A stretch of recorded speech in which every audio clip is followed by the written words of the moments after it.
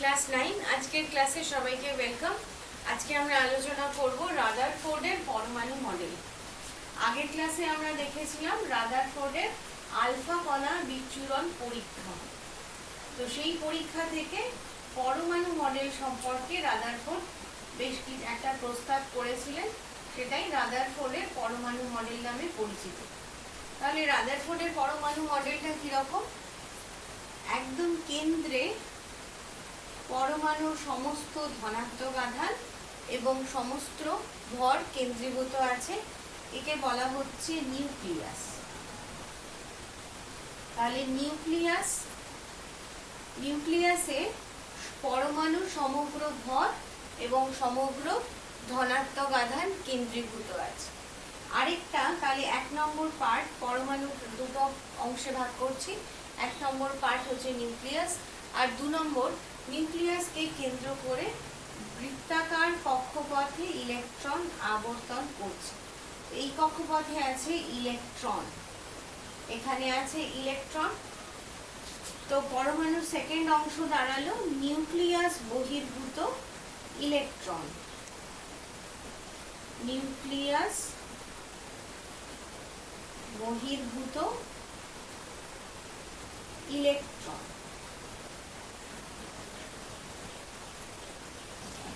মাথায় রাখতে হবে দুটো কথা। তাহলে পরমাণুর দুটো অংশ, একটা হচ্ছে নিউক্লিয়াস অংশ, আরেকটা নিউক্লিয়াস বহির্ভূত ইলেকট্রন দিয়ে নিয়ে একটা অংশ, এই দুটো অংশ।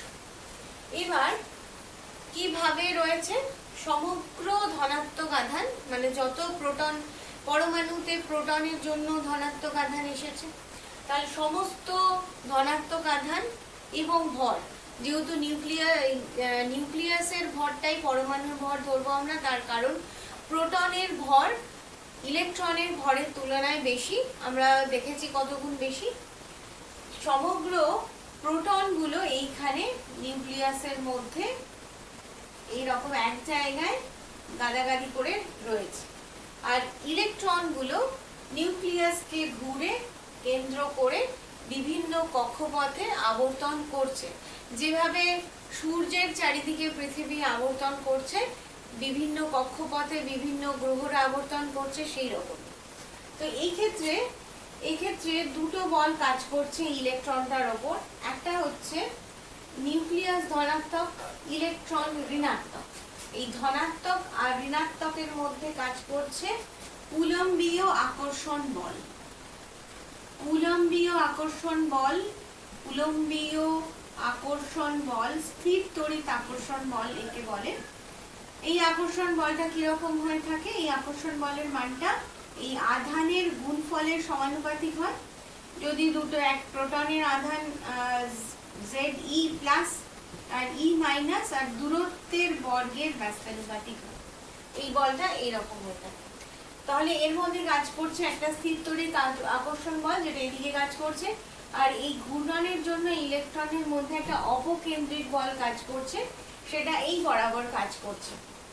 তাহলে এই স্থির তড়িৎ আকর্ষণ বল ইকুয়াল টু অপকেন্দ্রিক বল, এবং এই দুটো বল সমান হওয়ার কারণে ইলেকট্রন নিউক্লিয়াসকে ঘিরে বৃত্তাকার পথে ঘুরছে।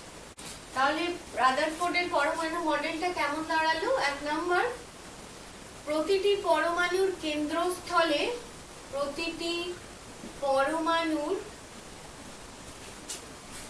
কেন্দ্রস্থলে নিউক্লিয়াস আছে। নিউক্লিয়াস। নাম্বার 2, পরমাণুর বেশিরভাগ স্থানই ফাঁকা। পরমাণুর বেশিরভাগ স্থান ফাঁকা।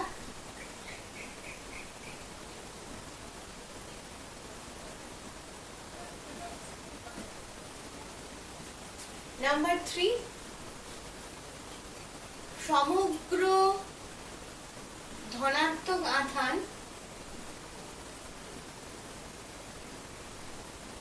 এবং ভর নিউক্লিয়াসে কেন্দ্রীভূত। নিউক্লিয়াসে আছে, নিউক্লিয়াসে কেন্দ্রীভূত। পরমাণুর বেশিরভাগ স্থানই যে ফাঁকা সেটা আমরা কিভাবে বুঝতে পারি? পরমাণুর ব্যাস যদি 10⁻⁻10 মিটার হয়, এটা পরমাণুর ব্যাস। পরমাণুর ব্যাস 10⁻⁻10 মিটার হলে নিউক্লিয়াসের ব্যাস 10⁻15 মিটার। 10⁻15 মিটার। তাহলে পরমাণুর ব্যাসের চেয়ে নিউক্লিয়াসের ব্যাস খুব ছোট। নাম্বার 4, এটা খুব ইম্পর্টেন্ট পয়েন্ট। যতগুলো প্রোটন থাকে, যতগুলি প্রোটন কোথায় থাকবে? প্রোটন থাকবে নিউক্লিয়াসে, ইকুয়াল টু বাইরের কক্ষপথে ততগুলি ইলেকট্রন থাকে। ইলেকট্রন। এবার ইলেকট্রন আর প্রোটন সমান হওয়ার জন্য পরমাণু নিস্তড়িত হয়। আর এখানে আমরা বললামই যে ইলেকট্রনের সাথে স্থির তড়িৎ আকর্ষণ বল, ইলেকট্রন এবং নিউক্লিয়াসের মধ্যে এই একটা বল, এবং এই বৃত্তাকার পথে ঘূর্ণনের জন্য ইলেকট্রনের ওপর ক্রিয়াশীল অপকেন্দ্রিক বল, দুটো সমান হওয়ার জন্য ইলেকট্রন এই বৃত্তাকার পথে ভি গতিবেগে ঘুরছে। এই হলো আমাদের পরমাণু রাদারফোর্ডের পরমাণু মডেল। যেহেতু এই মডেলে নিউক্লিয়াসের অস্তিত্ব দেখানো হয়েছে, সেই জন্য একে নিউক্লিয় মডেলও বলা হচ্ছে। একে বলা হচ্ছে নিউক্লিয় মডেল।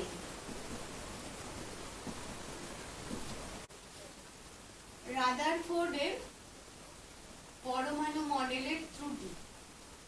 রাদারফোর্ডের পরমাণু মডেলের ত্রুটি। এইভাবে যে আমরা রাদারফোর্ডের পরমাণু মডেল পেলাম, সেটা মোটামুটি ভাবে পরমাণুকে ব্যাখ্যা করতে পারলেও কিছু কিছু জায়গায় ত্রুটি দেখা গেল। যেমন নাম্বার 1, সেটা হচ্ছে যে আমরা দেখলাম যে ইলেকট্রন এরকম ধনাত্মক আধানযুক্ত নিউক্লিয়াসকে কেন্দ্র করে বৃত্তাকার কক্ষপথে ইলেকট্রন আবর্তন করছে সমগতিতে। এরকম একটা বৃত্তাকার কক্ষপথ, এতে ইলেকট্রনটা আছে, এটা সমগতিতে আবর্তন করছে। এবার ম্যাক্সওয়েলের তড়িৎ চুম্বকীয় তরঙ্গ তত্ত্ব অনুযায়ী এইরকম যদি কোনো ধনাত্মক আধানযুক্ত নিউক্লিয়াসকে কেন্দ্র করে এরকম কোনো ঋণাত্মক আধানযুক্ত কণা আবর্তন করে, তাহলে কি হবে? এই কণা ক্রমাগত শক্তি বিকিরণ করতে থাকবে এবং এই ব্যাসার্ধটা ছোট হতে থাকবে, ধীরে ধীরে ছোট হতে হতে হতে হতে একসময় নিউক্লিয়াসে আঁচড়ে পড়বে। তাহলে এর থেকে দেখা যাচ্ছে যে পরমাণুর গঠন অস্থায়ী। কারণ যদি ইলেকট্রন ধনাত্মক আধানযুক্ত নিউক্লিয়াসের সাথে মিশে যায়, তাহলে পরমাণু অস্থায়ী হয়ে যাবে। কিন্তু বাস্তবে তো এরকম নয়, পরমাণু স্থায়ী। তাহলে এক্ষেত্রে আমরা ব্যাখ্যা করতে পারছি না পরমাণুর স্থায়িত্ব। খুব ইম্পর্টেন্ট পয়েন্ট এটা। স্থায়িত্ব কেন ব্যাখ্যা করতে পারছি না? তার কারণ ম্যাক্সওয়েলের তত্ত্ব অনুযায়ী এরকম যদি কোনো আধানযুক্ত কণা আবর্তন করতে থাকে, তাহলে সে ক্রমাগত শক্তি বিকিরণ করতে থাকবে। শক্তি বিকিরণ করতে থাকলে যে ব্যাসার্ধের কক্ষপথে ইলেকট্রন ঘুরছিল, তার থেকে ব্যাসার্ধ ছোট হতে থাকবে।